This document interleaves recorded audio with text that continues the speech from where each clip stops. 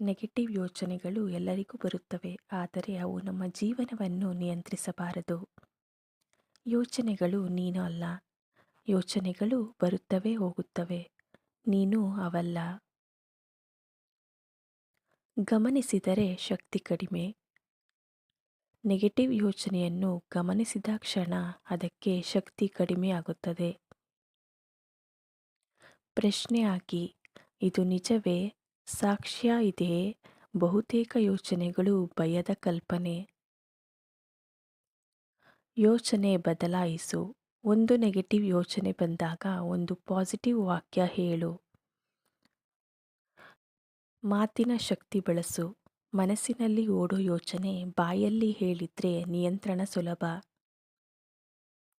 ಉಸಿರಾಟ ಸಹಾಯ ಮಾಡುತ್ತದೆ. 3 ಬಾರಿ ಆಳವಾದ ಉಸಿರಾಟ. ಮನಸ್ಸು ಶಾಂತ.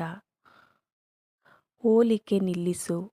ಇತರರ ಜೀವನದ ಜೊತೆ ನಿನ್ನ ಬದುಕನ್ನು ಹೋಲಿಸಬೇಡ. ಸುದ್ದಿ, ಸೋಷಿಯಲ್ ಮೀಡಿಯಾ ಮಿತಿ. ಅತಿಯಾದ ಮಾಹಿತಿ, ಅತಿಯಾದ ಭಯ. ದೇಹ ಚಲನೆ, ನಡಿಗೆ, ವ್ಯಾಯಾಮ ನೆಗೆಟಿವಿಟಿ ಕರಗಿಸುತ್ತದೆ. ಅಭ್ಯಾಸ ಮುಖ್ಯ.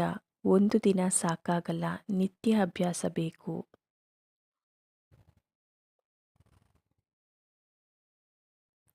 ನೆಗೆಟಿವ್ ಯೋಚನೆಗಳನ್ನು ನಿಲ್ಲಿಸುವುದು ಅಂದರೆ ಹೋರಾಟ ಅಲ್ಲ, ಅದು ಅಭ್ಯಾಸ.